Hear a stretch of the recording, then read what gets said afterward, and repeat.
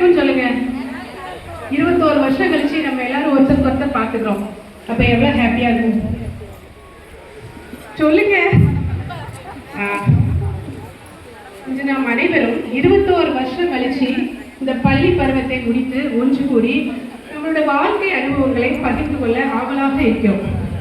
நம்ம கடந்து வந்த பாதையில எத்தனையோ சந்தோஷம், துக்கம், தோல்வி, வெற்றி என பல அனுபவங்களை வந்து சந்திச்சிருக்கோம். அந்த அனுபவம் தான் நம்மளுடைய வாழ்க்கையோட முன்னேற்றத்துக்கு வழிவகுத்திருக்கோம். உடுக்கை இழந்தவன் கை போல ஆங்கே இடுக்கண் களைவதான் நட்பு.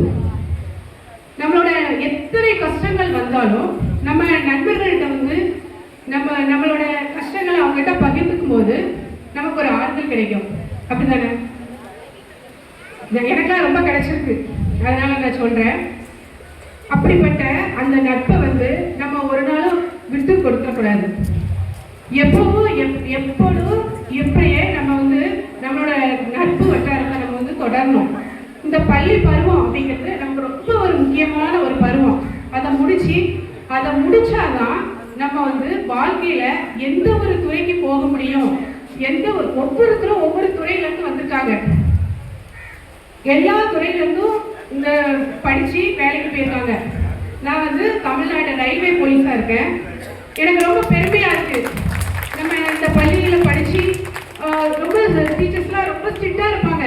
கெமிஸ்ட்ரி டீச்சர் அதுவும் மறக்கவே முடியாது, ரொம்ப அடிப்பாங்க. அப்போ நான் ரொம்ப கோபப்பட்டிருக்கேன் அவங்க கிட்ட எல்லாம். என்ன இங்கிலீஷனே வராது, இப்படி போடுங்க அப்படி போடுங்கம்பாங்க. எனக்கு ஒண்ணுமே புரியாது, என்னடா இப்படி அப்படிலாம் நினைச்சிருக்கேன்.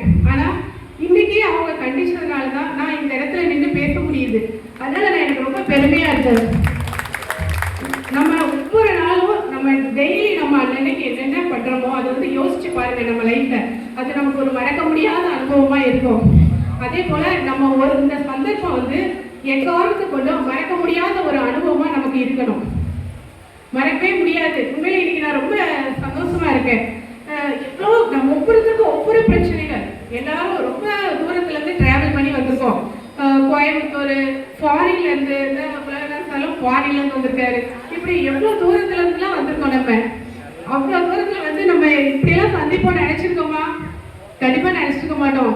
எனக்கு ஃபர்ஸ்ட் டைம் வந்து எனக்கு கேட்கும்போது எனக்கு ஒரே சந்தோஷம். அப்படியா நம்ம பள்ளி பருவத்துல படிச்சு எல்லாருமே ஒன்று சேரப்பாருமா அப்படின்னு எனக்கு ஒரே சந்தோஷம். என் பேரை ஃபர்ஸ்டா எடுத்துக்கோங்க, என்னை மட்டும் விட்டுறாதீங்க. நான் ஒரே போனு சுதா வந்து எனக்கு உங்களுக்கு அருமையா இருக்கேன் அப்படின்னா அவளுக்கு ஒரே போன் 24 மணி நேரம் அவளுக்கு போன் அடிப்பேன்.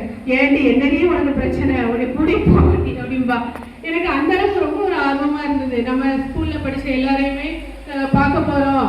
அப்புறம் ஒரு நாள் வந்து நான் டியூட்டியில திருநெல்வேலியில டியூட்டியில இருக்கும்போது வனஜா மேமும் சாரும் இறங்கி வந்தாங்க. எனக்கு அவங்கள பார்த்துட்டு ஒரே சந்தோஷம். அவங்க போயிட்டே இருக்காங்க, அவங்க பின்னாடியே ஓடுறேன். உடனே பப்ளிக்லாம் என்ன பாக்குறாங்க, ஏமா அவங்க பின்னாடி ஓடிக்கிட்டே இருக்கேன் அப்படின்னு. அப்போ நான் ஒரு யூனிஃபார்ம் போட்டிருக்கேன், அவங்க பின்னாடி ஓடி வந்துட்டே இருக்கேன். அவங்க வேகமா நடந்து போறாங்க. அப்போ பக்கத்துல போயிட்டு அவர் வழியா போயிட்டு மேடம் அப்படின்னு, என்னம்மா நீ யாருமா அப்படின்னு. மேடம் நான் உங்ககிட்ட படிச்சேன் மேடம், உங்களை மறக்கவே முடியாது மேடம் என் லைஃப்ல அப்படின்னு. அவங்களுக்கு ஒரு மாதிரி ஆயிடுச்சு. என்னடா அப்படியா அப்படின்னு அவங்க உடனே எனக்கு கட்டி பிடிச்சி, பரவாயில்லையே அப்படியா ஞாபகம் வச்சு பின்னாடியே வரேன். நானும் யாரோ வராங்கன்னு தான் நினைச்சேன், ஆனா நீங்க என்கிட்ட படிச்ச ஸ்டூடெண்ட் எனக்கு இப்பதான் தெரியுது அப்படின்னு சொல்லிட்டு அப்புறம் வேற பேசிட்டு இருந்தோம், போட்டோலாம் எடுத்துக்கிட்டோம். அப்புறம் ரொம்ப சந்தோஷமா இருந்துச்சு எனக்கு. அதனால நாம வந்து இந்த நட்பு வந்து ரொம்ப தொடரணும் அப்படின்னு நான் ஆசைப்படுறேன். அதே மாதிரி சரி ஒரு சில பேர் ஒவ்வொருத்தரும் ஒவ்வொரு கேரக்டர்ல இருப்போம். அதெல்லாம் வந்து நம்ம விட்டுறோம். நம்ம ஸ்கூல்ல படிக்கிறோம், நம்ம இவங்க எல்லாம் ஃப்ரெண்ட்ஸ், இவங்க பிடிச்சவங்க இவங்க பிடிக்காதவங்க அப்படியெல்லாம் கிடையவே கிடையாது. நம்ம டீச்சர்ஸ் நமக்கு என்ன சொல்லி கொடுத்துருக்காங்க, எல்லாரும் ஒற்றுமையா இருக்கணும், ஒருத்தர் அன்பா இருக்கணும், உதவி செய்யணும், அப்படிதான் நமக்கு சொல்லி கொடுத்துருக்காங்க. அதனால நம்ம வந்து அப்படிதான் இருக்கணும். அதனால டீச்சர்ஸ்லாம் நான் ரொம்ப வணங்கி ரொம்ப நன்றி கூறுகிறேன். நம்ம மறக்கவே முடியாது இந்த தருணங்கள். அதனால எல்லாரும் நம்மளோட நட்பை தொடரலாமா? அதுக்காக தொடரலாம்னா வேற மாதிரி நினைச்சுக்கிறாங்க. நம்மளோட நட்பு வந்து ஒருத்தருக்கு ஒரு உதவி செய்யணும். உதவிங்கிறது ஒரு பெரிய ஒரு இந்த மாதிரி ஸ்கூல்ல வந்து பாத்ரூம் கட்டணும், அதனால பைசா வேணும் அப்படிலாம் சொல்லியிருந்தாங்க. உடனே டக்குன்னு நான் அப்படியே நான் தாரேன் அப்படின்னு சொல்லிட்டு சுதா கிட்ட சொன்னேன். ஸோ நம்மளால முடிஞ்ச முடிஞ்ச ஒரு ஹெல்ப்பை நம்ம படித்த பள்ளிக்கு நம்ம உதவலாம், அதனால ஒன்றும் தப்பு இல்லை. சரி, எனக்கு நீங்க எல்லாரும் ரொம்ப உங்களோட ஃபேமிலியோட ரொம்ப நல்லா இருக்கணும்.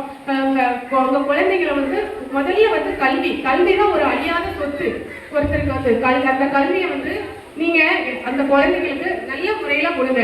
முதல்ல ஒழுக்கத்தை கற்றுக் கொடுங்க. ஒழுக்கம் இருந்தாலே அந்த பிள்ளை வந்து படிக்கலையோ ஒழுக்கத்தோட நீங்க வந்து பிள்ளைகளை வளங்க. நம்ம வந்து நம்மளோட வாழ்க்கையில நம்ம எங்கேயோ கொண்டு போயிடும் அந்த ஒழுக்கம். ஸோ அதனால நீங்க எல்லாரும் நல்ல பிள்ளைங்க, நல்ல குடும்பத்தை, நல்ல ஃபேமிலியை நல்லா மெயின்டைன் பண்ணுங்க. அதனால எல்லாரையும் நன்றி. இறைவனை உங்களுக்காக நான் இறைவனை வேண்டிக் கொள்கிறேன். நன்றி. வணக்கம்.